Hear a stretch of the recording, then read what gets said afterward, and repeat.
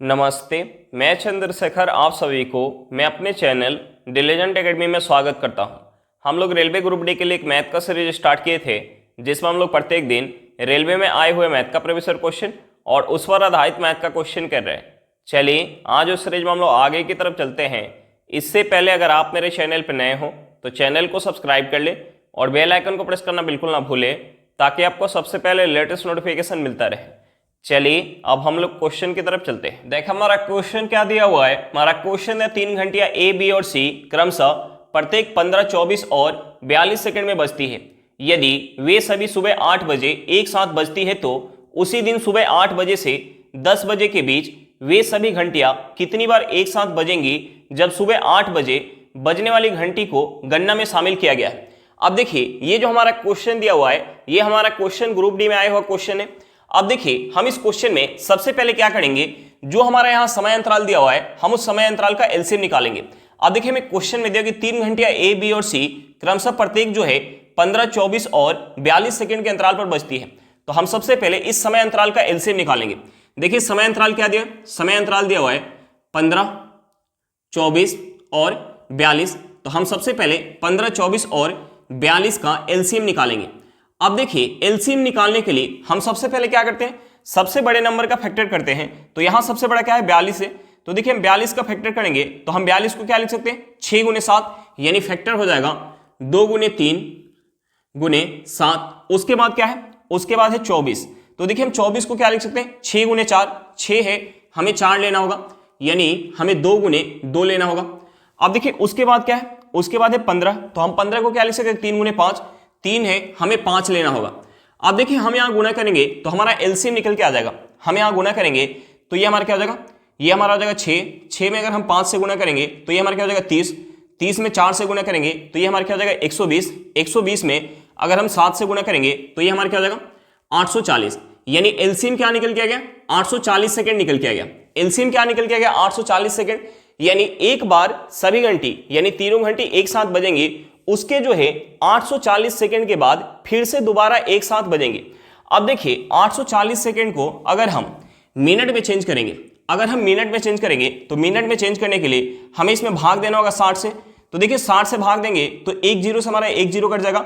6 से 84 कितने बार में जाएगा, 14 बार में, यानी मिनट में हमारा क्या हो जाएगा 14 मिनट। यानी एक बार एक साथ बजने के 14 मिनट बाद जो है दोबारा फिर से एक साथ बजेंगे। अब देखिए हमसे पूछ क्या रहा है, हमसे पूछ रहे हैं 8 AM से 10 AM के बीच कितने बार जो है एक साथ बजेंगे। तो देखिए 8 AM से 10 AM तक समय कितना होगा, 2 घंटा। समय कितना होगा, 2 घंटा। अब देखिए इस 2 घंटा को अगर हम मिनट में चेंज करेंगे, 2 घंटा को मिनट में चेंज करेंगे तो ये हमारा क्या हो जाएगा, ये हमारा हो जाएगा 120 मिनट। अब देखिए 14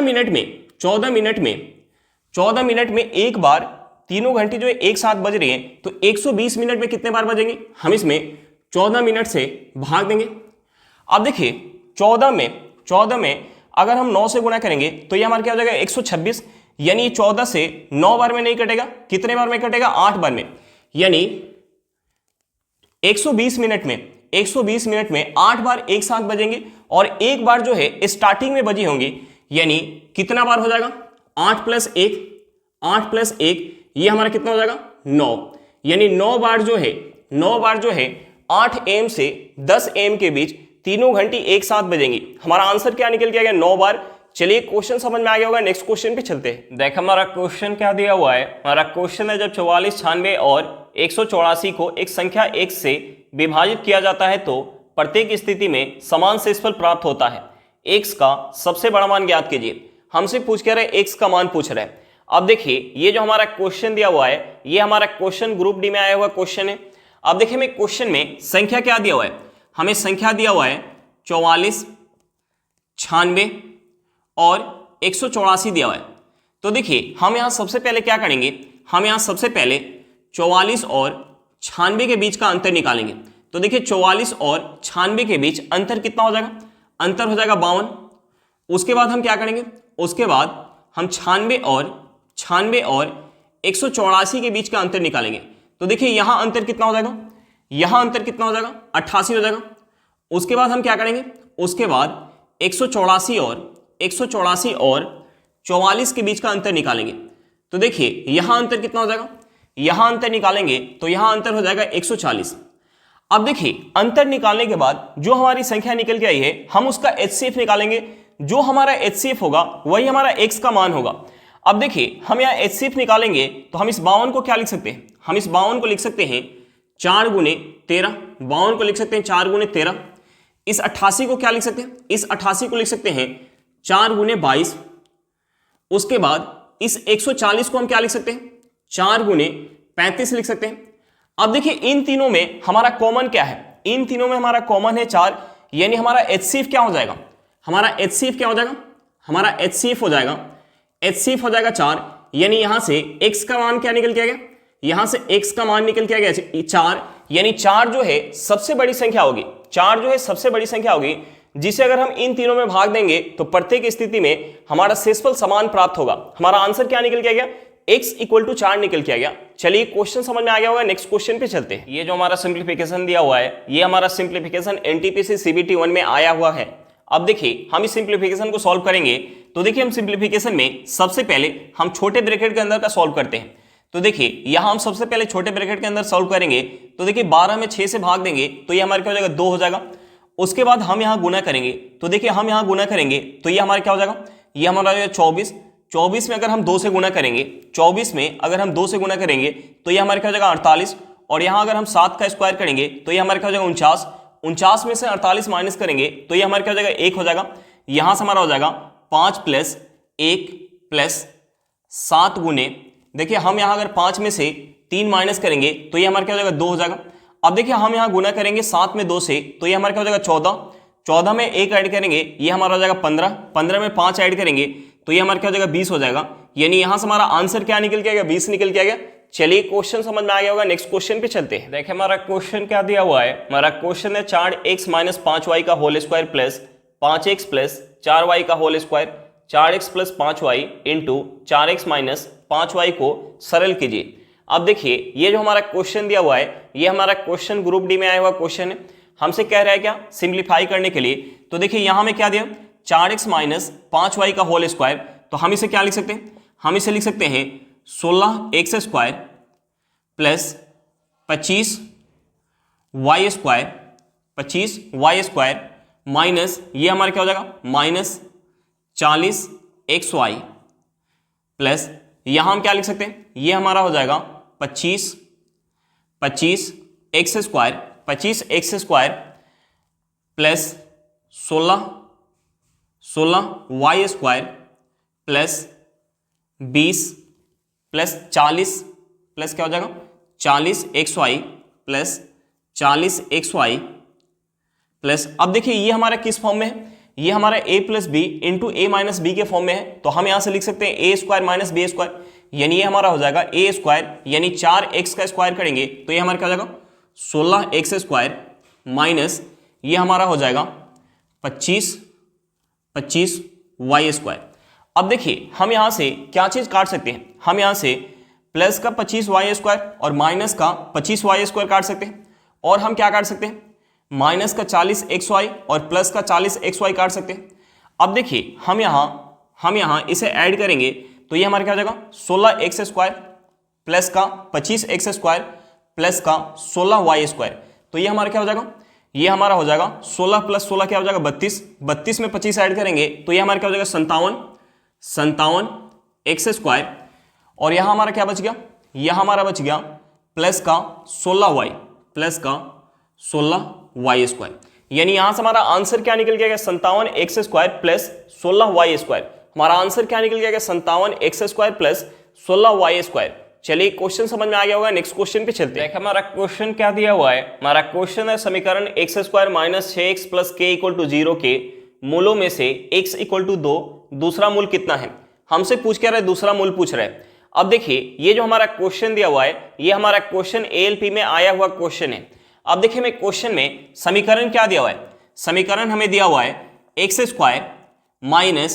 6x + k = 0 दिया हुआ है। अब देखिए एक हमारा मानक द्विघात समीकरण होता है x² - α + x² - α + beta into x plus alpha into beta equal to 0। अब देखिए यहां अल्फा और बीटा क्या होता है, समीकरण का दो मूल हमारा होता है। अब देखिए मैं क्वेश्चन में एक मूल हमें दिया हुआ है 2 और दूसरा मूल हमसे पूछ रहे हैं। अब देखिए यहां हमारा -6x है और यहां हमारा क्या है minus alpha plus beta into x है। तो देखिए हम यहां से लिख सकते हैं alpha plus beta equal to हम क्या लिख सकते हैं 6 लिख सकते हैं, यानी दोनों मूल का योग हमारा क्या है 6 है और एक मूल हमें क्वेश्चन में क्या दिया है 2 दिया है। तो हम यहां मान लेते हैं कि अल्फा इक्वल टू हमें 2 दिया है, तो हम अल्फा के जगह अगर 2 पुट करेंगे तो alpha plus beta equal to क्या हो जाएगा 6 हो जाएगा। यहां से हमारा बीटा इक्वल टू क्या हो जाएगा, इस 2 को अगर हम इस साइड लेके आएंगे तो हमारा प्लस में तो माइनस में हो जाएगा, यानी 6 में से अगर हम 2 माइनस करेंगे तो ये हमारा क्या हो जाएगा 4 हो जाएगा। यानी बीटा इक्वल टू क्या निकल के आ गया 4 निकल के आ गया, दूसरा मूल क्या निकल के आ गया 4 निकल के आ गया, हमारा आंसर क्या निकल के आ गया 4 निकल के आ गया। चलिए क्वेश्चन समझ में आ गया होगा, नेक्स्ट क्वेश्चन पे चलते हैं। देख हमारा क्वेश्चन क्या दिया हुआ है, हमारा क्वेश्चन है 10 की power 6a plus 3 into 10 square a into sec square a plus 1 का मान ज्ञात कीजिए। अब देखिए ये जो हमारा क्वेश्चन दिया हुआ है ये हमारा क्वेश्चन ग्रुप डी में आया हुआ क्वेश्चन है। अब देखिए मैं क्वेश्चन में क्या दिया, हमें क्वेश्चन में दिया है कि 10 की पावर 6a, तो हम इसे क्या लिख सकते हैं, हम इसे लिख सकते हैं 10 स्क्वायर, हम इसे लिख सकते हैं 10 स्क्वायर a का होल क्यूब, 10 स्क्वायर a का होल क्यूब प्लस हमें क्वेश्चन में क्या दे 3 into 10 square a into sec square a, तो हम इसे लिख सकते हैं 3 into 10 square a into 1 into sec square a की जगह हम क्या लिख सकते हैं, हम इसे लिख सकते हैं 10 स्क्वायर, हम इसे लिख सकते हैं 10 स्क्वायर a प्लस 1 और 1 को हम क्या लिख सकते हैं, 1 को हम लिख सकते हैं 1 का क्यूब, हम 1 को लिख सकते हैं 1 का क्यूब। अब देखिए ये हमारा किस फॉर्म में बन गया, ये हमारा बन गया a क्यूब, ये हमारा बन गया a cube plus 3 into a into b into a plus b plus b cube के फॉर्म में बन गया। यानी हम इसके बराबर क्या लिख सकते हैं, हम इसके बराबर लिख सकते हैं a प्लस b का होल क्यूब। यानी हम इसके बराबर क्या लिख सकते हैं, इसके बराबर हम लिख सकते हैं 10 स्क्वायर, हम इसके बराबर लिख सकते हैं 10 स्क्वायर a प्लस 1 का होल क्यूब। अब देखिए 10 स्क्वायर a की जगह हम क्या लिख सकते हैं, हम इसके जगह लिख सकते हैं सेक स्क्वायर a, यहां से हमारा हो जाएगा सेक स्क्वायर a का होल क्यूब। अब देखिए हम इसे क्या लिख सकते हैं, हम इसे लिख सकते हैं सेक के पावर 6a, हम इसे लिख सकते हैं सेक के पावर 6a। यानी यहां से हमारा सही आंसर क्या निकल के आ गया, यहां से हमारा सही आंसर निकल के आ गया ऑप्शन ए, हमारा सही आंसर क्या निकल के आ गया ऑप्शन ए। चलिए क्वेश्चन समझ में आ गया होगा, नेक्स्ट क्वेश्चन पे चलते हैं। हमारा क्वेश्चन क्या दिया हुआ है, हमारा क्वेश्चन है किसी प्लेटफॉर्म के ऊपर से एक टावर का उन्नयन कोण 30 डिग्री था, टावर 45 मीटर ऊंचा था और प्लेटफॉर्म तथा टावर के बीच क्षैतिज दूरी 40√3 मीटर थी। प्लेटफॉर्म की ऊंचाई कितनी थी, हमसे पूछ के आ रहे प्लेटफॉर्म की ऊंचाई पूछ रहे। अब देखिए ये जो हमारा क्वेश्चन दिया हुआ है ये हमारा क्वेश्चन ALP में आया हुआ क्वेश्चन है। अब देखिए मैं क्वेश्चन में क्या क्या दिया, हमें क्वेश्चन में एक टावर दिया हुआ है जिसकी हमें ऊंचाई क्या दिया 45 मीटर दिया। हमें क्वेश्चन में एक टावर दिया हुआ है जिसकी हमें ऊंचाई 45 मीटर दिया, जिसकी ऊंचाई 45 मीटर दिया। और हमें क्वेश्चन में क्या दिया, हमें क्वेश्चन में प्लेटफॉर्म और टावर के बीच क्षैतिज दूरी दिया 40√3 मीटर, यानी यहां हमारा प्लेटफॉर्म होगा। तो देखिए मैं क्वेश्चन में प्लेटफॉर्म और टावर के बीच क्षैतिज दूरी हमें क्वेश्चन में क्या दिया, यानी यहां से यहां तक की हमें लंबाई क्या दिया 40√3 मीटर दिया। अब देखिए इसके पैरेलल अगर हम यहां से यहां एक रेखा खींचेंगे, इसके पैरेलल अगर हम रेखा खींचेंगे तो इस रेखा की लंबाई भी क्या होगी, इस रेखा के बराबर होगी। अब देखिए हमें क्वेश्चन में और क्या दिया, हमें क्वेश्चन में दिया है कि प्लेटफॉर्म के ऊपर से टावर का उन्नयन कोण 30 डिग्री था, यानी हमें क्वेश्चन में ये एंगल कितना दिया हुआ है, हमें क्वेश्चन में ये एंगल दिया है 30 डिग्री। अब देखिए इसके पैरेलल हम यहाँ रेखा खींच रहे हैं तो यहाँ जो हमारी एंगल होगी वो हमारी एंगल क्या होगी 90 डिग्री होगी। अब ये हमारा क्या बन गया, एक समकोण त्रिभुज बन गया जिसमें ये एंगल कितना है 30 डिग्री है। तो देखिए समकोण त्रिभुज में जब हमारा ये एंगल 30 डिग्री होता है तो लंब और आधार का रेशियो क्या होता है, लंब और आधार का रेशियो होता है 1:√3, यानी लंब हमारा अगर 1 यूनिट होगा तो आधार कितना होगा √3 यूनिट। और हमें क्वेश्चन में आधार कितना दिया, हमें क्वेश्चन में आधार दिया हुआ है 40√3 मीटर, यानी यहां से √3 यूनिट का वैल्यू हमें क्वेश्चन में क्या दिया, यहां से हमें पता चल गया कि √3 यूनिट का वैल्यू 40√3 मीटर है, 40√3 मीटर है। तो हम यहां से 1 यूनिट का वैल्यू निकाल सकते हैं, एक यूनिट का वैल्यू कितना हो जाएगा 40 मीटर हो जाएगा। अब देखिए एक यूनिट हमारा क्या है, लंब है, यानी यहां से यहां तक की हमें लंबाई क्या पता चल गया, यहां से यहां तक की हमें लंबाई पता चल गया 40 मीटर।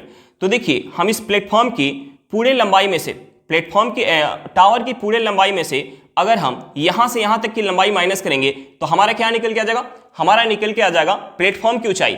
यानी प्लेटफॉर्म की ऊंचाई क्या हो जाएगा, प्लेटफॉर्म की ऊंचाई हो जाएगा 45 मीटर, 45 मीटर माइनस 40 मीटर, यहां से हमारा क्या निकल के आ जाएगा, यहां से हमारा निकल के आ जाएगा 5 मीटर। यानी प्लेटफॉर्म की ऊंचाई क्या निकल के आ गया, 5 मीटर निकल के आ गया। यहां से यहां तक की ऊंचाई हमारा क्या निकल के आ गया, 5 मीटर निकल के आ गया। हमारा आंसर क्या निकल के आ गया, 5 मीटर निकल के आ गया। चलिए क्वेश्चन समझ में आ गया होगा, नेक्स्ट क्वेश्चन पे चलते हैं। देखिए हमारा क्वेश्चन क्या दिया हुआ है, हमारा क्वेश्चन है समानांतर रेखाओं का एक युग्म एक तिर्यक रेखा द्वारा इस प्रकार प्रतिच्छेद किया जाता है कि एंगल 1 और एंगल 2 एकांतर अंतर युग्म बनते हैं। यदि एंगल 1 इक्वल टू 35 डिग्री है तो एंगल 2 का माप क्या है। हमसे पूछ कर रहे हैं, एंगल 2 का माप पूछ रहे हैं। अब देखिए ये जो हमारा क्वेश्चन दिया हुआ है ये हमारा क्वेश्चन ग्रुप डी में आया हुआ क्वेश्चन है। अब देखिए हमें क्वेश्चन में दिया है कि समानांतर रेखाओं का एक युग्म, समानांतर रेखाओं का एक युग्म एक तिर्यक रेखा द्वारा इस प्रकार प्रतिच्छेद किया जा रहा है कि 1 और 2 एकांतर अंतः युग्म बनते हैं। यानी ये एंगल हमारा अगर 1 होगा तो ये हमारा एंगल कितना होगा, 2 होगा। अब देखिए हमें क्वेश्चन में एंगल 1 इक्वल टू क्या दिया, हमें क्वेश्चन में एंगल 1 इक्वल टू 35 डिग्री दिया है। तो देखिए अंतः एकांतर कोण का जो हमारा मान होता है वो क्या होता है, बराबर होता है। यानी एंगल 1 इक्वल टू हमारा 35 डिग्री है तो एंगल 2 इक्वल टू भी हमारा क्या होगा, 35 डिग्री ही होगा। हमारा आंसर क्या निकल के आया, 35 डिग्री निकल के आ गया। चलिए क्वेश्चन समझ में आ गया होगा, नेक्स्ट क्वेश्चन पे चलते हैं। देखो हमारा क्वेश्चन क्या दिया हुआ है, हमारा क्वेश्चन है किसी चतुर्भुज ABCD में angle A equal to 86 degree और angle B equal to 72 degree है। एंगल C और एंगल D के समद्विभाजक O पर मिलते हैं। एंगल DOC का माप ज्ञात कीजिए। हमसे पूछ के रहे एंगल DOC का माप पूछ रहे। अब देखिए ये जो हमारा क्वेश्चन दिया हुआ है ये हमारा क्वेश्चन ग्रुप डी में आया हुआ क्वेश्चन है। अब देखिए हमें क्वेश्चन में एक चतुर्भुज दिया हुआ है ABCD, हमें क्वेश्चन में एक चतुर्भुज दिया हुआ है, हमें क्वेश्चन में एक चतुर्भुज दिया हुआ है ABCD, चतुर्भुज ABCD। अब देखिए हमें क्वेश्चन में और क्या दिया, हमें क्वेश्चन में दिया है एंगल C और एंगल D के समद्विभाजक जो है O पर मिलते हैं। एंगल D और एंगल C के समद्विभाजक जो है O पर मिलते हैं, समद्विभाजक O पर मिलते हैं, समद्विभाजक O पर मिलते हैं। यानी ये एंगल क्या होगा, ये एंगल आपस में बराबर होगा, ये एंगल क्या होगा, दोनों आपस में बराबर होगा। अब देखिए हमसे पूछ क्या रहे हैं, हमसे पूछ रहे हैं एंगल DOC, यानी हमसे जो है ये एंगल पूछ रहे हैं। आप देखिए हमें क्वेश्चन में क्या दिया, हमें क्वेश्चन में angle A equal to 86 degree, angle B equal to 72 degree दिया है। तो देखिए चतुर्भुज के चारों कोणों का योग कितना होता है, 360 डिग्री। यानी हम यहां से लिख सकते हैं angle A plus angle B plus angle C plus angle D equal to क्या लिख सकते हैं, 360 डिग्री। अब देखिए हमें क्वेश्चन में एंगल A इक्वल टू कितना दिया, 86 degree, angle A equal to दिया 86 degree, angle B equal to कितना दिया, 72 degree, plus angle C plus angle D equal to 360 degree. अब देखिए हम इसे ऐड करेंगे तो ये हमारा कितना हो जाएगा, ये हमारा हो जाएगा 158 डिग्री। अब देखिए इस 158 डिग्री को अगर हम इस साइड लेके आएंगे तो हमारा प्लस में तो माइनस में हो जाएगा। यानी हम यहां से लिख सकते हैं angle C plus angle D, angle C plus angle D equal to, अब देखिए 360 में से अगर हम माइनस करेंगे, 360 डिग्री में से माइनस करेंगे 158 डिग्री तो ये हमारा कितना हो जाएगा, यहां से हमारा हो जाएगा angle C plus angle D equal to कितना हो जाएगा, हम यहां अगर माइनस करेंगे तो ये हमारा हो जाएगा 202 डिग्री। अब देखिए यहां से एंगल C और एंगल D का योग हमें पता चल गया 202 डिग्री। अब देखिए एंगल C और एंगल D के हम समद्विभाजक को O पर मिला रहे, तो देखिए इन दोनों का अगर हम योग का आधा लेंगे तो ये एंगल और ये एंगल का योग निकल के आ जाएगा। यानी यहां से हमारा हो जाएगा angle C plus angle D बटा 2 इक्वल टू क्या हो जाएगा, हम इसमें अगर 2 से भाग देंगे, 202 डिग्री में अगर हम 2 से भाग देंगे तो ये हमारा हो जाएगा 101 डिग्री। अब देखिए इन दोनों एंगल का योग हमें क्या पता चल गया, 101 डिग्री। अब देखिए ये एक हमारा एक त्रिभुज है, त्रिभुज DOC एक हमारा त्रिभुज है। तो देखिए त्रिभुज के तीनों कोनों का योग कितना होता है, त्रिभुज के तीनों कोनों का योग होता है 180 डिग्री। अब देखिए दो कोण का योग हमें पता चल गया 101 डिग्री, तो हम यहां से तीसरा कोण निकाल सकते हैं। तीसरा कोण क्या हो जाएगा, अगर हम 180 में से माइनस करेंगे 101 डिग्री तो हमारा तीसरा कोण निकल के आ जाएगा। तीसरा कोण क्या हो जाएगा, तीसरा कोण हो जाएगा 79 डिग्री। हमारा आंसर क्या निकल के गया, एंगल DOC इक्वल टू क्या निकल के आएगा, 79 डिग्री। चलिए क्वेश्चन समझ में आ गया होगा, नेक्स्ट क्वेश्चन पे चलते हैं। देख हमारा क्वेश्चन क्या दिया हुआ है, हमारा क्वेश्चन एक त्रिभुज की भुजाओं की लंबाई 5 सेंटीमीटर, 7 सेंटीमीटर और 10 सेंटीमीटर है। त्रिभुज का क्षेत्रफल ज्ञात कीजिए। हमसे पूछ क्या रहा है, त्रिभुज का क्षेत्रफल पूछ रहा है। अब देखिए ये जो हमारा क्वेश्चन दिया हुआ है ये हमारा क्वेश्चन ग्रुप डी में आया हुआ क्वेश्चन है। अब देखिए हमें क्वेश्चन में त्रिभुज के तीनों भुजा की लंबाई दिया हुआ है और हमसे त्रिभुज का क्षेत्रफल पूछ रहा है, लेकिन हमें क्वेश्चन में ये नहीं दिया हुआ है कि जो त्रिभुज दिया हुआ है वो त्रिभुज हमारा कौन सा है। तो हम यहाँ हीरोज फार्मूला लगा के, अगर हमें त्रिभुज ना पता हो तो हम हीरोज फार्मूला लगा के त्रिभुज का क्षेत्रफल निकाल सकते हैं। अब देखिए हीरोज फार्मूला लगाने के लिए हमें सबसे पहले त्रिभुज का सेमी पेरीमीटर निकालना होगा। अब देखिए सेमी पेरीमीटर हम यहाँ से निकालेंगे तो 5 + 7 क्या हो जाएगा, 12, 12 + 10 क्या हो जाएगा, 22, 22 में अगर हम 2 से भाग देंगे तो यहाँ से हमारा सेमी पेरीमीटर क्या हो जाएगा, 11 सेंटीमीटर।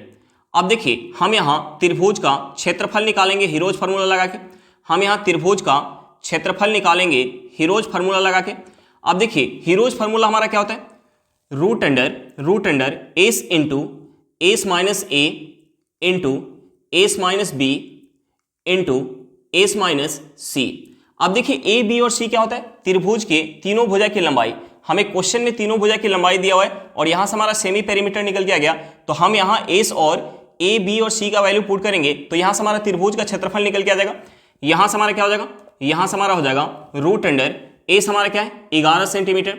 अब देखिए 11 में से अगर हम 5 माइनस करेंगे तो ये हमारा क्या हो जाएगा, ये हमारा हो जाएगा 6 गुने 11 में से अगर हम 7 माइनस करेंगे तो ये हमारा क्या हो जाएगा, 4 गुने 11 में से 10 माइनस करेंगे तो ये हमारा क्या हो जाएगा, 1 हो जाएगा। अब देखिए यहां से अगर हम इस 4 को रूट से बाहर लेके आएंगे तो ये हमारा क्या हो जाएगा, 2 हो जाएगा। ये हमारा हो जाएगा 2 गुने रूट 11 में अगर हम 6 से गुना करेंगे तो ये हमारा क्या हो जाएगा, 66 सेंटीमीटर स्क्वायर। यानी यहां से क्षेत्रफल क्या निकल के आ गया, 2 गुने रूट 66 सेंटीमीटर स्क्वायर। हमारा आंसर क्या निकल गया, 2 गुने रूट 66 सेंटीमीटर स्क्वायर। चलिए क्वेश्चन समझ में आ गया होगा। आज के लिए इतना ही, फिर मिलते हैं नेक्स्ट क्लास में। अगर क्लास अच्छा लगे तो क्लास को लाइक करिएगा। अगर आप मेरे चैनल पर नए हो तो चैनल को सब्सक्राइब करिएगा और क्लास को अपने दोस्तों के साथ शेयर करना बिल्कुल मत भूलिएगा। चलिए बाय बाय।